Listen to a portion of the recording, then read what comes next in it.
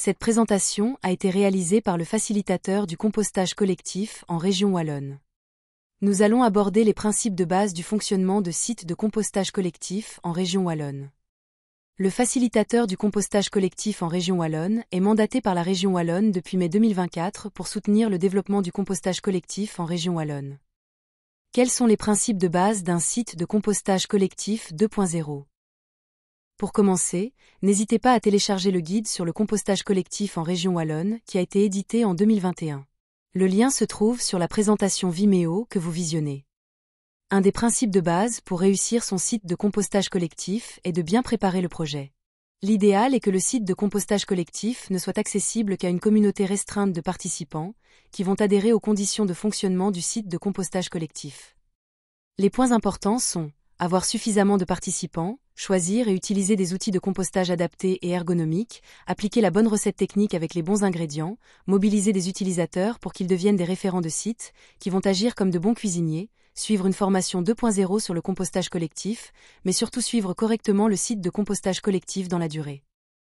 L'utilisation du compost se fait après 6 à 12 mois. Il peut être distribué aux participants. Il peut être utilisé pour les plantes d'intérieur et de balcon, les petits jardins privatifs, les pelouses, les arbres et arbustes autour du site de compostage collectif. Comment démarrer un site de compostage en région wallonne ? Un site de compostage collectif s'adresse prioritairement aux ménages qui logent dans des appartements, des maisons sans jardin, des maisons sans cour, des immeubles, des petits et grands habitats collectifs et à ceux qui ne veulent pas faire de lombricompostage. Les porteurs de projets du site de compostage collectif peuvent être des citoyens, des associations, des communes ou des intercommunales. On compte au moins 8 ménages participants, situés à moins de 150 mètres du site de compostage collectif. Les participants amènent leurs déchets de cuisine et de table et respectent les consignes techniques liées au bon fonctionnement du site. Il est important que 3 référents de site minimum suivent une formation validée par la région wallonne. Les prérequis indispensables pour la mise en place d'un compost collectif comportent plusieurs aspects. Informer les voisins du quartier, disposer des accords nécessaires comme pour l'utilisation du terrain et la fourniture de broyat, de rassembler suffisamment de participants, ainsi que d'avoir des référents de sites formés. Il est également nécessaire de disposer de cellules de compostage adaptées et d'assurer un très bon suivi du site. L'emplacement du site doit être facilement accessible avec un véhicule et suffisamment éloigné des habitations. Il doit être visible, ce qui permet une meilleure surveillance. L'idéal est de disposer d'un accès à l'eau, qui sera nécessaire au processus de compostage. La superficie nécessaire se situe entre 6 à 12 mètres carrés, mais il est également important de prendre en compte la superficie nécessaire pour circuler autour des bacs. Au total, il faut compter entre 15 et 45 mètres carrés, maximum. Tout dépendra du nombre de participants. La taille des cellules de compostage doit être définie en fonction du nombre de participants. Il existe plusieurs volumes de cellules de compostage possibles, entre 600 et 2200 litres. Il faut au minimum une cellule de stockage de broyat, une cellule d'apport avec les déchets alimentaires et le broyat, une cellule de maturation du compost et une cellule pour le rangement du matériel. Il n'est pas nécessaire de prendre des composteurs énormes pour un site qui aura peu de participants. Quels sont les éléments techniques, importants à connaître, pour la mise en place d'un site de compostage collectif ? Le site qui accueillera le site de compostage collectif doit être préalablement stabilisé et nivelé. Cela permet d'éviter les affaissements et d'assurer la bonne tenue des cellules sur le long terme. Pour stabiliser, on peut utiliser du gravier ou du sable. Il est intéressant d'utiliser du sable afin de garantir la stabilisation du sol. Si vous utilisez du sable pour stabiliser votre sol, il faut obligatoirement le tasser. Après avoir nivelé le sol, on peut ensuite installer les grilles anti-rats et les composteurs.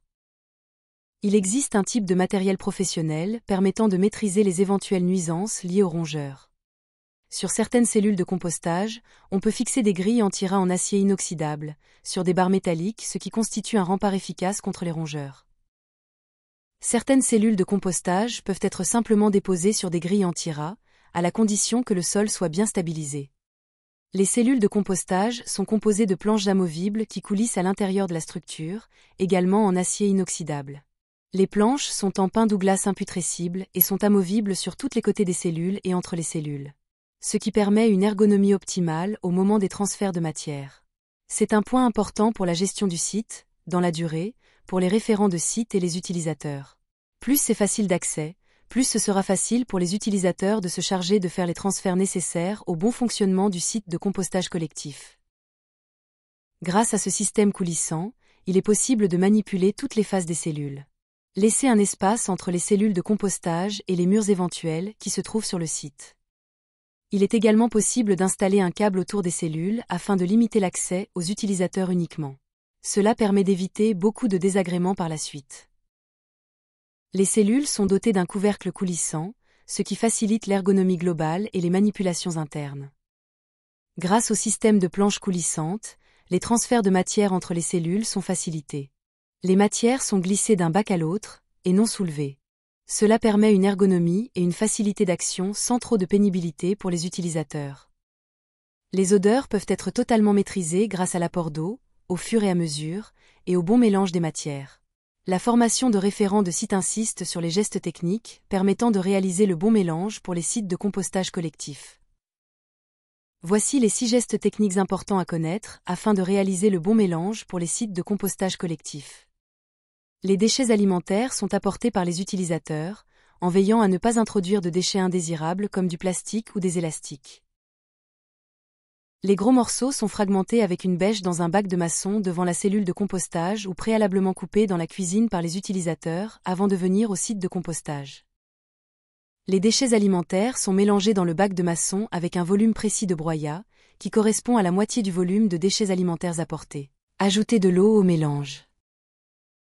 Afin d'assurer une bonne aération dans les cellules de compostage, le brasse-compost ou la tige aératrice sont utilisés avant d'y mettre les déchets alimentaires. Le mélange de matière est versé dans la cellule d'apport, de manière homogène sur toute la surface de la cellule. Saupoudrez une pincée de broyat de bois afin de recouvrir les déchets alimentaires restant visibles en surface. En ville, il est nécessaire de bien adapter l'intégration d'un site de compostage afin qu'il se fonde dans le paysage urbain. Il est également possible d'installer un affichage adapté et une clôture pour montrer que le site est suivi. Ces mesures permettent de rassurer les citoyens qui habitent autour du site de compostage et qui ont peur des désagréments possibles. Des panneaux installés directement sur les cellules de compostage sont également très utiles car ils permettent de baliser le site. Il existe des panneaux que l'on peut placer sur chaque cellule et qui permet aux utilisateurs de comprendre le fonctionnement du site et des cellules de compostage. L'installation du site doit permettre d'avoir un effet visuel propre avec un effet « pied au sec ». Il est aussi important de mettre un QR code et un mail de contact sur les panneaux pour les personnes qui aimeraient faire partie de la communauté des utilisateurs du site de compostage. Un site de compostage collectif fermé à une communauté restreinte d'utilisateurs avec des règles de fonctionnement permet une gestion durable du projet. Cela permet aussi aux participants d'être rassurés et contents de participer à un projet local qui fonctionne. Voici quelques outils bien utiles. Il existe plusieurs types d'outils pour aérer les matières dans les cellules de compostage, comme notamment le brasse-compost, les tiges aératrices et les fourches. Il existe aussi des tamis spécifiques pour tamiser le compost mûr et une tige aératrice de 110 cm. Sans oublier un thermomètre et un peson pour permettre de prendre la température du compost, ainsi que les quantités de déchets alimentaires apportés, que l'on pourra ensuite référencer dans l'application de suivi Compostone. Il est recommandé d'utiliser une application telle que Compostone pour suivre techniquement le site de compostage collectif. Compostone est une application mobile et web qui simplifie la gestion des sites de compostage en entreprise et des sites de compostage collectif et facilite la tâche des référents de site. Les fonctionnalités proposées par l'application comprennent la gestion simplifiée du site, la communication entre les utilisateurs et le suivi technique du site notamment, en introduisant les quantités de déchets déposés dans les cellules de compostage collectif. Le facilitateur compostage collectif en région wallonne est là pour vous aider.